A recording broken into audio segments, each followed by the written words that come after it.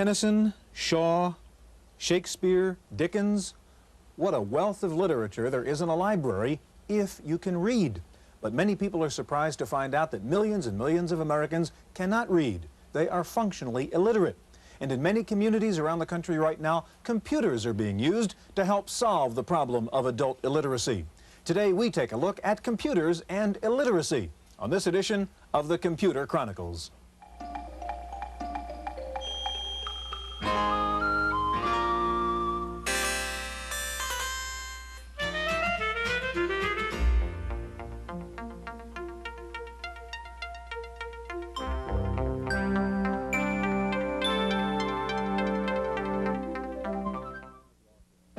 The Computer Chronicles is made possible in part by McGraw-Hill, publishers of Byte magazine, and BIX, the Byte Information Exchange.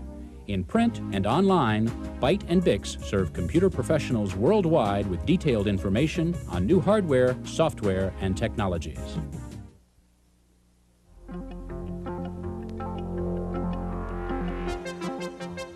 Welcome to the Computer Chronicles. I'm Stewart Cheifet, and with me this week is Jan Lewis. Jan, I'm looking at two job application forms here. This is to become a waiter. This is to become a gas station service attendant. We're pretty well-educated people, yet we're having trouble figuring out how you fill in all the blanks in this thing. You can imagine what it must be like if you're functionally illiterate. We're taking a look at the use of computers in adult literacy training today. Computers seem to be doing a very good job there, despite the fact that we hear traditional computer-aided instruction in schools is not working too well. Why is that? What we're really seeing here, Stuart, is a difference in the implementation at the adult level versus at the elementary school level. But the theory still holds at both levels. The theory, of course, is that somebody can learn better if they can learn at their own pace, if they can learn in a non-threatening environment, nobody's looking over their shoulder, and also if they can get the instantaneous feedback that they get from the computers. So the real difference has simply been in implementation. Very successful adult programs in corporations and illiteracy, in the armed services, etc. Jan, we're going to travel from Pennsylvania to Michigan and California today to see several examples of how computers are being used successfully in adult literacy training programs. We're going to start out by looking at a California program that uses Apple II computers and off-the-shelf software. California is at the forefront of the literacy movement.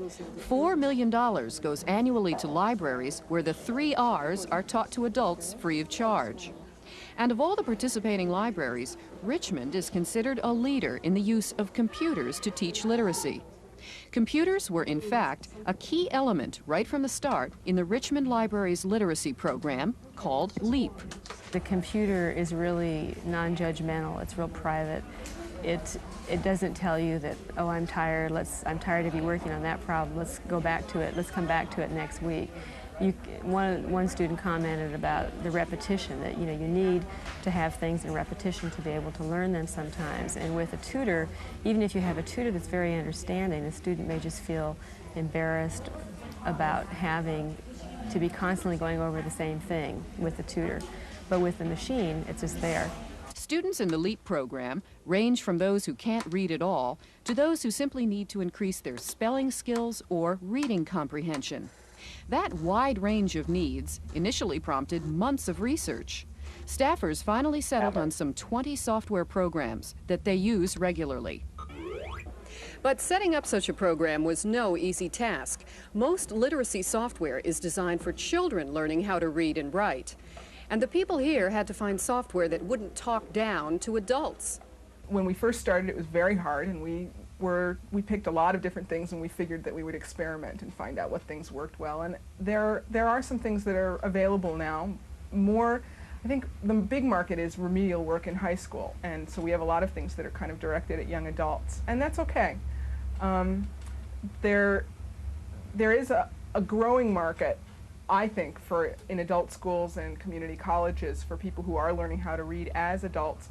And I'd like to see there being more. There are a lot of possibilities in speech, with the speech capability of the computer, so that it can work at a really basic level and make things accessible to people who are learning at a basic level. But I still think it's pretty wide open. I'd like to see some other things getting developed, definitely. Still, most students say they're pleased with the software, and the computer has helped them. It's much easier on the computer because they have games you can play, so it makes it more interesting, more of a challenge than it would be to just sit and say, well, I'm going to memorize this and write it this way over and over and over and all that kind of stuff.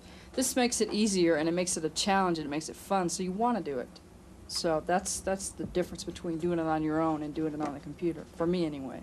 The next addition to the Richmond LEAP program will be a Macintosh. Staffers say they want to find out how the use of a mouse, bypassing the keyboard, aids in the teaching of reading. In Richmond, for the Computer Chronicles, I'm Wendy Woods.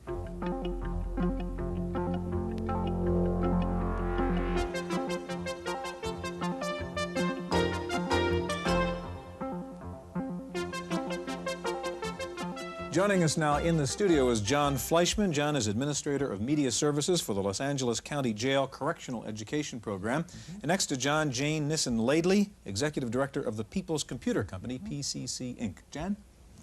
John, we hear a lot about functional illiteracy. Exactly what does that mean?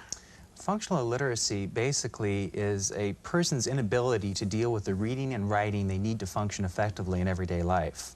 There are very few true illiterates anymore. Most people can read and write their name. So the new tag that's been put on it is functional illiteracy. Now, how does the computer help them? The computer is an infinitely patient tool. And many adults, illiterates, who can't read well don't like to admit that they can't read. They don't like to go into a reading program and indicate to a person that they can't do the things they need to do in their lives. The tutor doesn't know. The computer doesn't know. Jane, what does your company, the People's Computer Company, do in the area of illiteracy?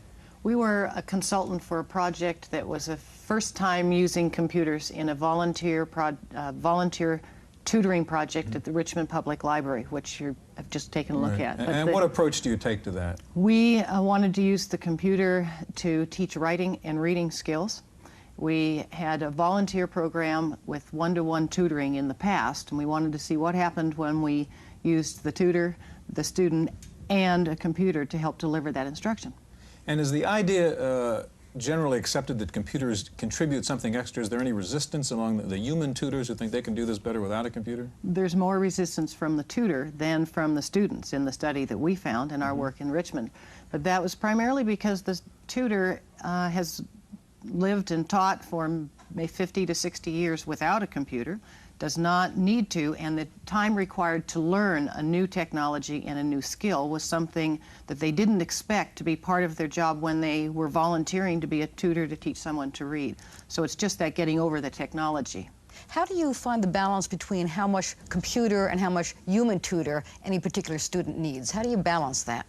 Well, we recommended and implemented in the Richmond project that the tutor and the student stay together for a number of hours, that most of the instructional materials that we wrote required the tutor and the student to be together in the beginning.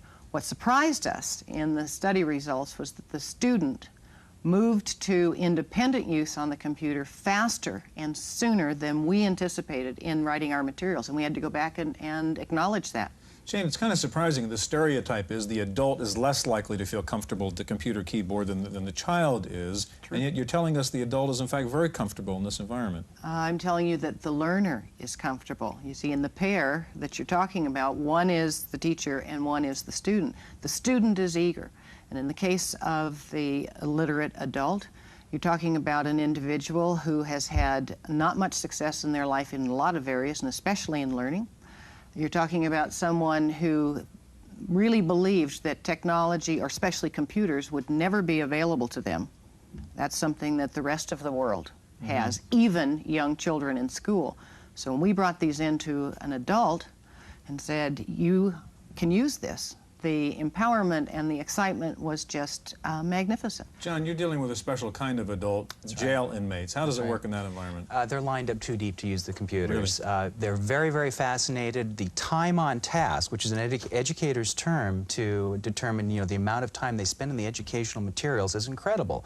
They're totally focused on the computer when they're working on it. It's difficult to get them away from the machine. So they're very, very anxious to use the hardware. Do you have any testing evidence to suggest the stuff really works, or is it sort of intuition at the moment?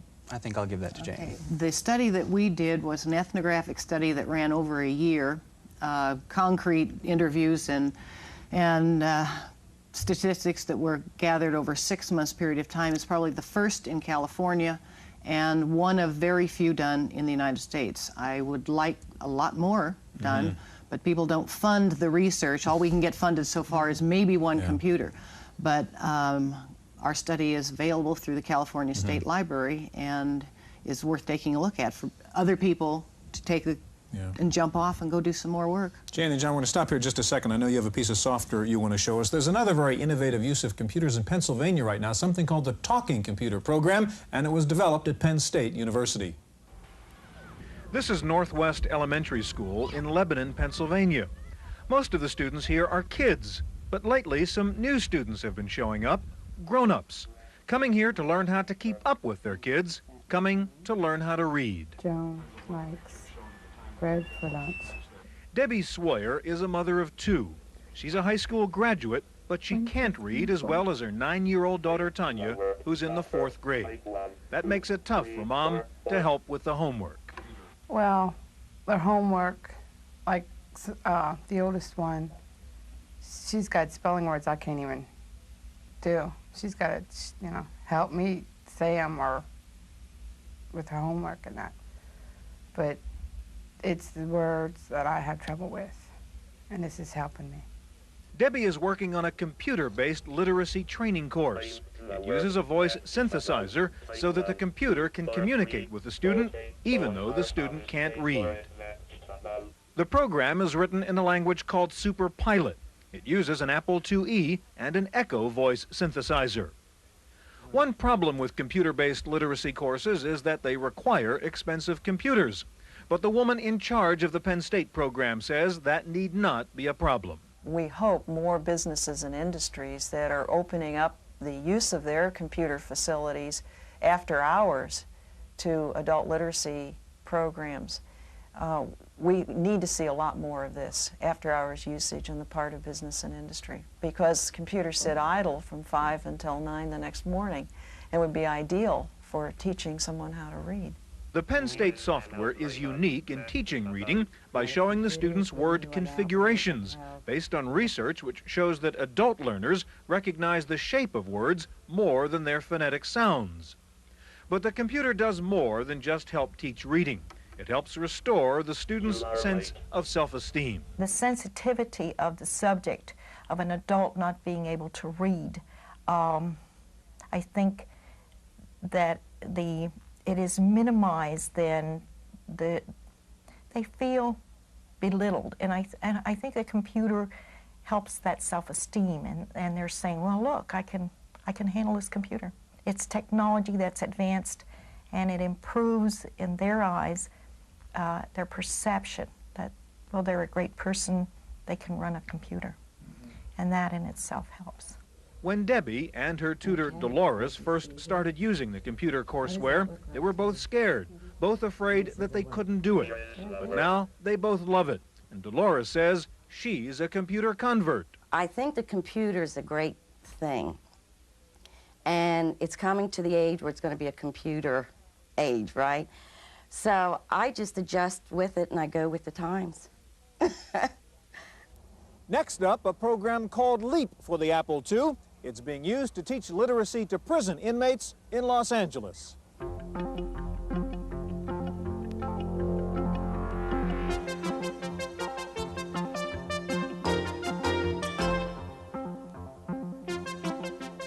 We're back in the studio again with John Fleischman and Jane Nissen-Ladley. Jan.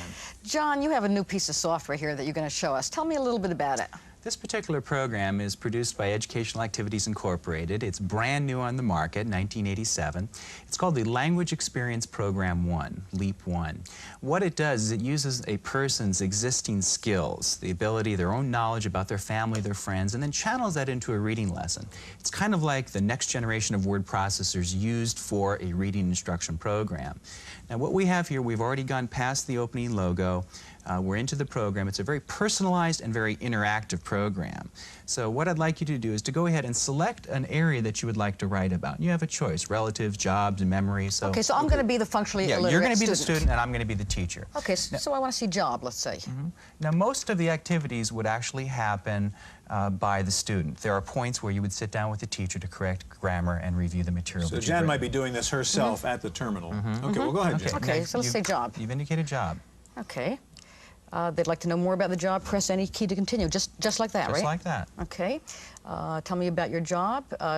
Okay, so now it's going to have me put some things in here. It's giving you some instructions now, some basic instruction. Initially, of course, I would sit with you to explain this process. So yeah, John, is there a problem? There's some sophisticated reading capability necessary to get through this. Is that a problem? That would be a real big problem for someone reading on a 1.5 grade level. So they would have to work with the teacher initially or work with another student who's reading at a higher level. So this is basically the instructions now. Okay, Jan, go ahead and advance it on. Okay, let's continue. Okay, so it wants me to write 3 sentences. So let's say, I like my job, and I work in a,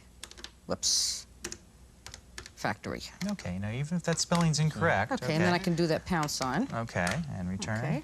Okay, now here's a good example. You didn't follow the instructions. You must write at least 3 sentences. Please add to what you have written.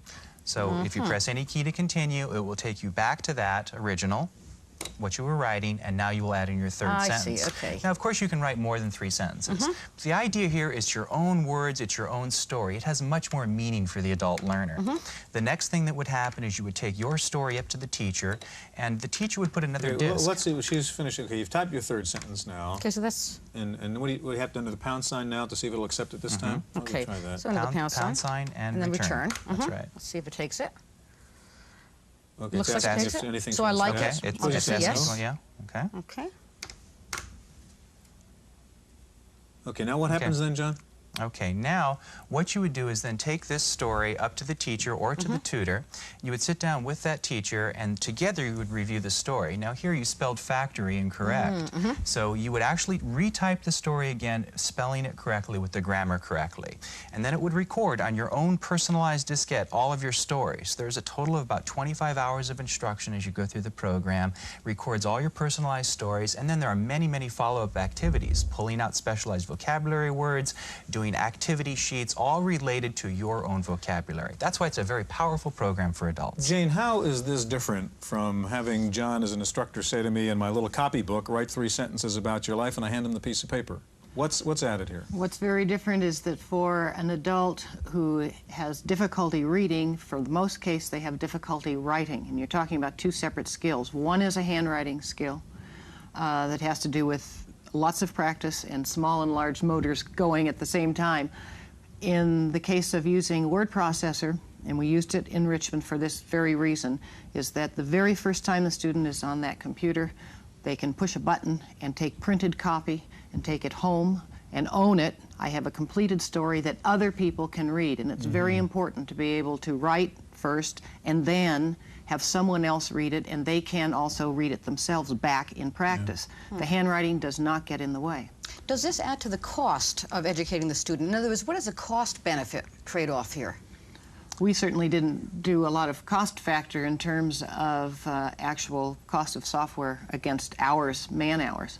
I would suspect that in a volunteer program, it's extremely cost-effective, and would say so because of the amount of use by the students on their own. Once you get over the cost of training the volunteers, they have another instructor and more hours of instruction. We had them using the lab more hours because they could do it on their own than they would have before we had the computers. Jane, John, thank you very much. We're going to take a look at another innovative example. Now, this is a system, an expensive one, developed by IBM and being used very successfully now in Michigan to retrain auto workers. Let's go there for that story. Flint, Michigan is one of the capitals of the auto industry, and it reflects many of the difficulties faced by auto manufacturers. For many laid-off workers, the plant closures mean job retraining, and for some, that includes such basics as learning how to read. Flint is in transition in terms of industry. We're going from an industry that required heavy manual labor with less academic and competency skills as far as academics, to a very high-tech industrial community. And as you look at the history of people who came out of public schools, some graduating, some not graduating, and going into industry, they could obtain very good jobs, high-paying jobs with minimal skills. Today, that is not the case. Flint is also the test center for a revolutionary approach to teaching literacy with computers for beginning readers and for those who never learned. The program is called PALS, or Principles of Alphabet Literacy System. PALS grew out of a program aimed at teaching reading and writing skills to kindergarten-age children. It was developed by Dr. John Martin and has been licensed by IBM. With the single most difficult thing there is to learn in the English-speaking world, learning to read. We have the highest rate of failure in that level of learning than anything else that occurs between age 5 and 25. The PALS adult classroom has Laserdisc players, touch-sensitive computer screens, typewriters, and PCs. From the moment students arrive, they are immersed in computer technology. The textbook is on a Laserdisc in the form of a story related in comic book style. Students learn touch typing simultaneously, and they can proceed at their own pace, something Dr. Martin believes is very important. Coming to the computer without the intervention of an adult means that, in effect, they are teaching themselves through the vehicle of the computer. This seeming dehumanization, which some people decry as a technological intrusion, as a matter of fact, is very therapeutic. Because, you see, the damage to them has been done by people. After 20 weeks in the PALS program, about 80% of the students have improved their reading skills by an average of 2.5 years of schooling. The self-paced rate of instruction seems to be an important part of that success. It was breaking the words down. You were using the alphabets more often, learning the sounds, because you have a lot of sounds that are alike. During the time that I was in school, your teacher would just flop it on you, and you either learn it or you didn't. But here, I worked at my own pace. When I took this class, I learned how to read things that I've never even read before. And as of today, I can fill out an application. I can go to any place and fill out an application. From a teacher's point of view, the central role of the PC might appear to be a threat, but instructors play a pivotal role. It gave me more time then to circulate and talk to individuals about individual problems. It did all the legwork for me. Rather than having to stand and lecture in front of the class, the computer did a lot of that tutorial work for me. And I could concentrate on special cases and problems and individualize the lesson. PALS was adapted from Dr. Martin's reading program for children called Writing to Read, which shares the same underlying concepts as PALS. To watch 5-year-olds using Writing to Read is to raise one's perception of what a young mind can learn. We're invited to learn in abysmally poor ways. But in Writing to Read and in PALS, I bring to the fore the intellectual structure of what a word is. Make it apparent to a student that a physical representation of a word is a symbol system called the alphabet that represents the sounds you make when you speak that word. Say book. Dr. Martin notes that it's too early to tell if computer instruction indicates the need for a radical restructuring of teaching methods, but he does anticipate some major changes. I know this much, having lived my life in the world of the schools, that the concept that a school consisted of a series of boxes in which you put 25 to 30 children and one teacher all day, or move them around, called it a secondary school, and they went to specialized classes for language and science and so on. I think technology is going to blow those walls apart. That's our look at computers and illiteracy. If you would like information about contacting a literacy training center in your community, call Contact Literacy. The number is 800-228-8813.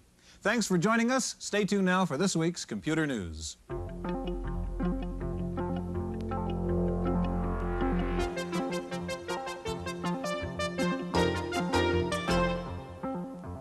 In the random access file this week, if you're a Macintosh user frustrated by the lack of a laptop, Cambridge North America may have a solution for you.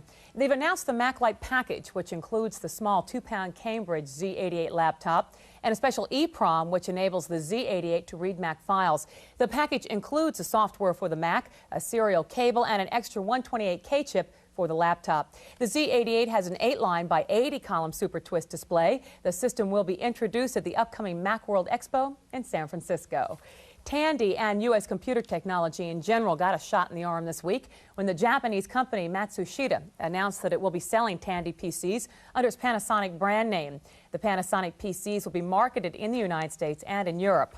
And there is good news on the U.S. software front. The U.S. Commerce Department says that the U.S. software industry is booming in Japan, where 1988 sales are expected to top $10 billion. That represents an annual growth rate of nearly 30%. Commerce says the Japanese market for U.S. software is growing at twice the rate of the domestic U.S. market. And the Japanese company Sanyo has announced that it is moving its personal computer research facilities from Japan to the United States. Sanyo is also looking for a new U.S.-based manufacturing facility.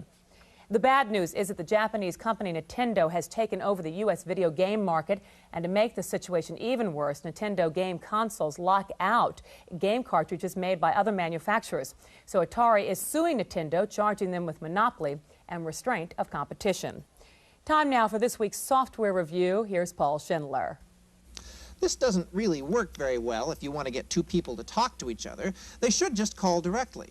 Well, the same thing was true for two people working on PCs in distant locations until InSync came along. Now, the idea behind this package is simple. I sit at my computer screen, you sit at yours. I load my word processor, for example, then use this memory-resident program to dial you. You've also loaded the same word processor. I send you a file, you load it on your screen, and when I move my cursor, the cursor on your screen moves the same way. It's like two people in distant cities working on the same sheet of paper or the same computer screen. Anything I can make appear on my screen, I can send down the phone line to your screen. Now, we used a word processor as our example, but you could just as easily have two people working on a spreadsheet. What a concept! Best of all, InSync is not copy protected, which makes it easy to load on a hard disk and easy to use. InSync, $500, American Video in Farmingdale, New York. For the Computer Chronicles, I'm Paul Schindler. Finally, you've heard of the Scion Organizer, the Sharp Wizard, and the Casio Digital Diary. Well, here comes the good bite. It's a $200 pocket-sized computer that does one thing: find quotes from the Bible. The Good Bite will have the entire text of the Bible in memory and feature sophisticated word search software to enable users to find biblical quotes on any subject. The Good Bite will be introduced at this month's Consumer Electronics Show in, of all places, Las Vegas. That's it for this week's Random Access. I'm Cynthia Steele. The Computer Chronicles is made possible in part by McGraw-Hill, publishers of Byte Magazine, and BIX, the Byte Information Exchange. In print and online, Byte and BIX serve computer professionals worldwide with detailed information on new hardware, software, and technologies. For a transcript of this week's Computer Chronicles, send $4 to PTV Publications, Post Office Box 701, Kent, Ohio 44240. Please indicate program date.